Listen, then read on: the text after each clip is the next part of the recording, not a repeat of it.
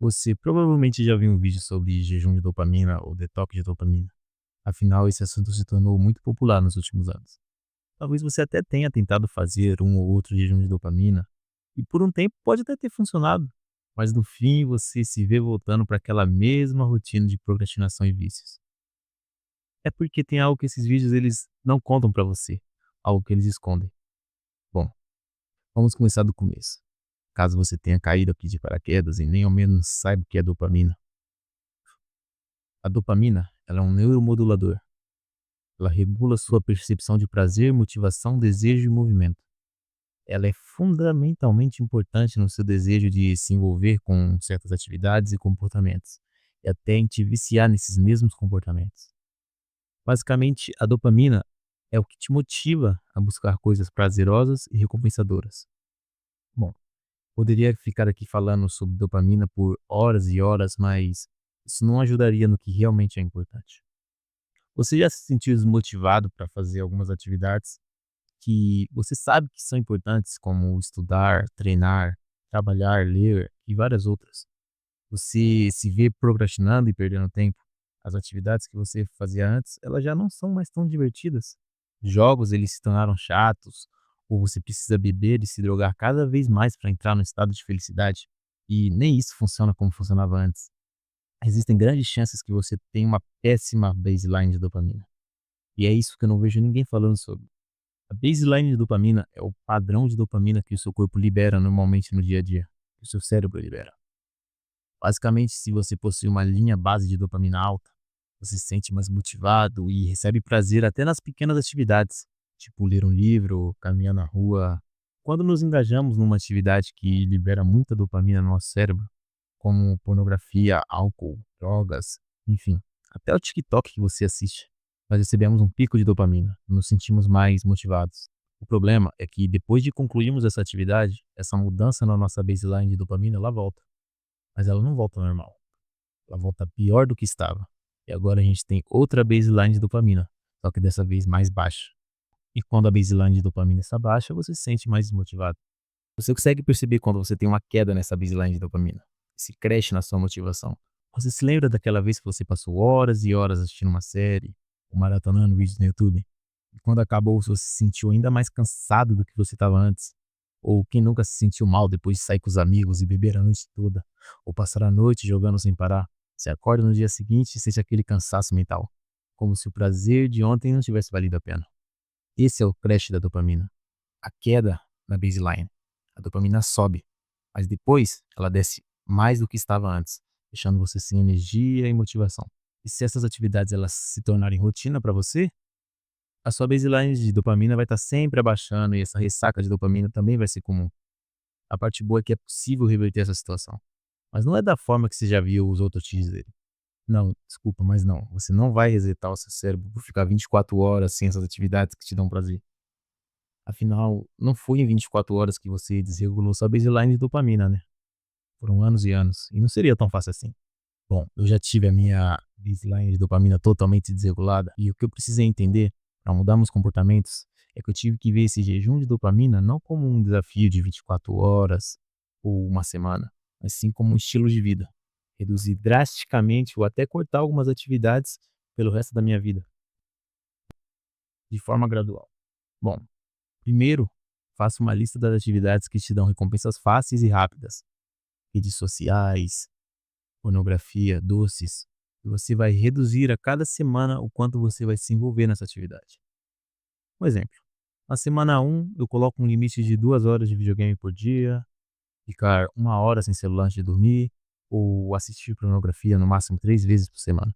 Já na semana 2, eu reduzo esse limite de 2 horas para um limite de 1 hora. Talvez agora 1 hora e meia sem celular antes de dormir. Com cada semana que passa, você vai reduzindo esses limites até chegar a algum ponto sustentável para você. O que eu fiz? A minha forma de controlar minha dopamina ela foi um pouco diferente. Foi realmente o jejum de dopamina. Mas não do jeito que os youtubers aí te ensinam. Com a mesma lista de atividades que me dão pico de dopamina, eu escolhi quais eu iria manter e quais eu iria cortar para o resto da minha vida. As atividades para manter vão ser aquelas que você ainda se diverte bastante, que de certa forma ainda podem ajudar você. Eu, por exemplo, escolhi assistir alguns vídeos no YouTube e beber socialmente com os amigos. Já as atividades que você irá cortar são aquelas que você sabe que te fazem mal e que nem é mais tão divertido quanto antes, tipo passar horas no TikTok ou talvez a comida que te deixa letárgico no dia a dia. Eu recomendo que você pegue um papel e pense sobre essas atividades que te fazem bem e as atividades que te fazem mal, porque isso é muito individual. Relação sofrimento e prazer. Bom, agora voltando para a baseline de dopamina. Agora que reduzimos nossos picos de dopamina, nós prevenimos nossa baseline de ficar ainda mais baixa. Mas isso não vai fazer ela voltar ao normal, pelo menos não tão rapidamente. O que a gente tem de fazer para melhorar nossa baseline é buscar o contrário do prazer, o sofrimento. Se envolver de propósito em atividades que são difíceis e sofríveis para nós. Atividades como ir para academia regularmente, ler um livro, tomar banho gelado, às vezes até entrarmos de propósito naquele momento de tédio. Quando deliberadamente fazemos uma atividade difícil, sofrível, que muitas vezes não queremos fazer, a nossa baseline de dopamina é também alterada, mas de forma contrária. Enquanto estamos fazendo essa atividade, a nossa baseline diminui, mas depois que concluímos a atividade, a linha base aumenta, não para o que estava antes, mas sim acima do que estava antes. Um exemplo disso: se lembra a primeira vez que você foi para academia, que foi difícil e você queria desistir, mas depois de terminar, você percebeu que cumpriu seu objetivo, a sua motivação aumentou, você se sentiu mais energizado e até mais feliz?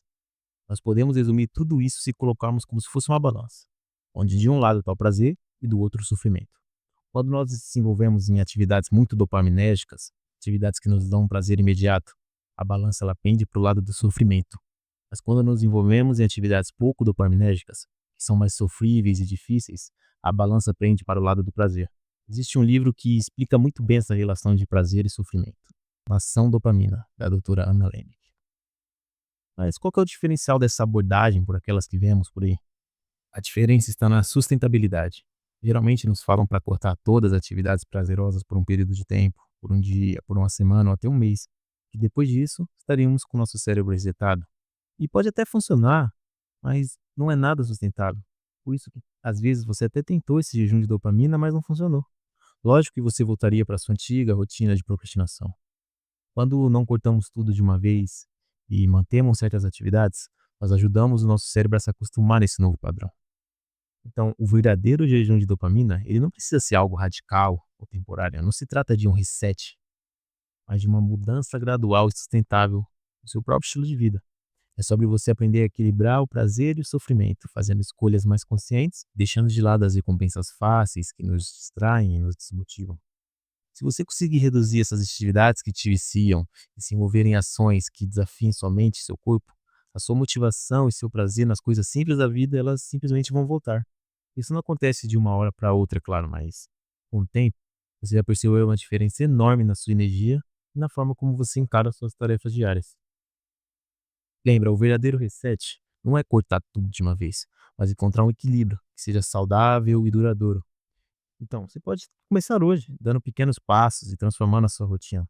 A dopamina, ela tem que ser a sua aliada, não a sua inimiga. Existe uma grandíssima literatura sobre dopamina e eu vou fazer mais vídeos sobre, mas eu acho que por hoje tá bom. Comece hoje mesmo a fazer escolhas mais conscientes. E lembre-se que são as pequenas mudanças que podem trazer os grandes resultados. Se você gostou do vídeo e acha que esse conteúdo ele pode ajudar mais pessoas, então deixe um like e se inscreva no canal. Isso ajuda bastante na divulgação. E sempre se lembre, o verdadeiro progresso é contra você mesmo, com 1% a mais.